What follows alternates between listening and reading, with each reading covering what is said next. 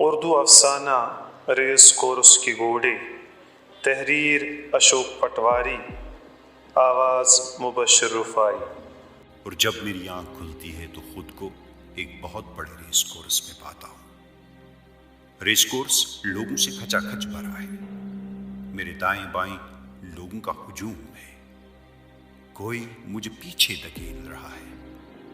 میں یہ گہما گہمی دیکھ کر حیران رہ جاتا ہوں اور اپنے آپ سے سوال کرتا ہوں، میں یہاں کیوں آیا؟ میرا ذہن کشمکش میں مبتلا ہو رہا ہے، میں یہ فیصلہ نہیں کر پاتا۔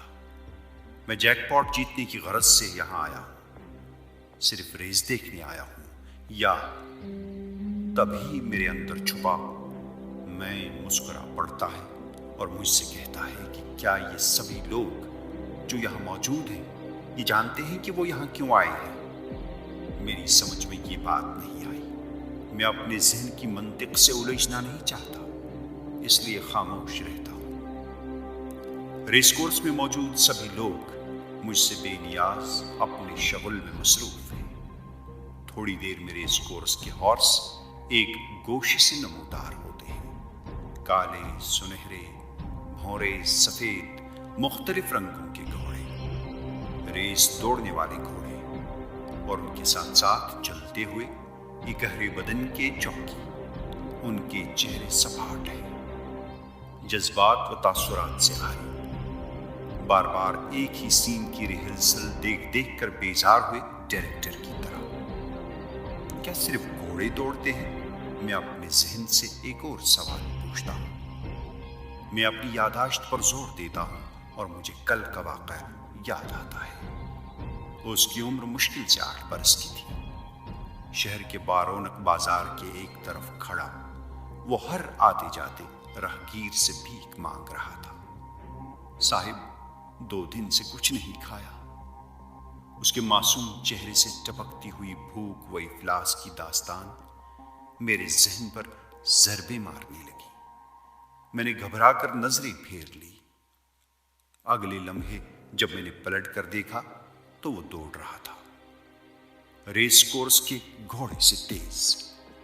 اس کے ہاتھ میں ڈبل روٹی تھی جو شاید اس نے چرائی تھی۔ سامنے سے ایک ٹرک پوری رفتار سے دوڑ رہا تھا۔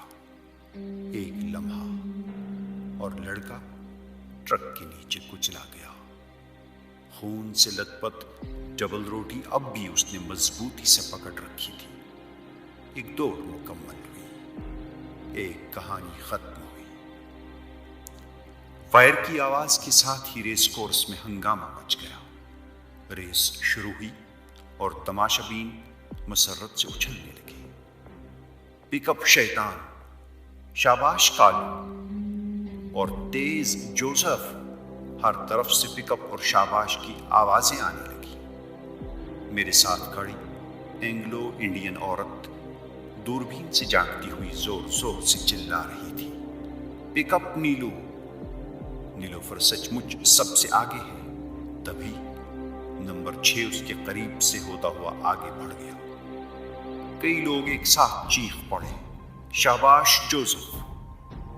وہ اینگلو انڈین عورت ایک لمحے کے لیے خاموش ہو جاتی ہے، لیکن دوسرے ہی لمحے وہ پھر پکارتی ہے، پک اپ جوزف۔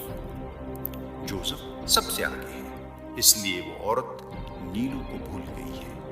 اس کی زبان پر نیلو کے بدلے جوزف کا نام ہے، کیونکہ نیلو ریس میں پیچھے رہ گیا ہے۔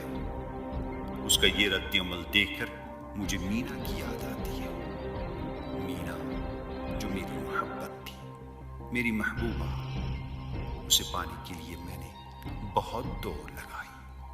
مفلسی، بیکاری اور بھوک سے دور جانے کے لیے بے تحاشا بھاگ رہا تھا میں، لیکن ریس میں پیچھے رہ گیا، نیلو کی طرح۔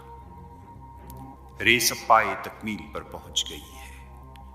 لوگوں کی رگوں کا خون تیزی سے دوڑ کر اب آگ اگل رہا ہے۔ تماشائی بار بار رومال سے پسینے پونچھ رہے ہیں اور اپنے اپنے گھوڑوں کو شاباشی دے رہے ہیں۔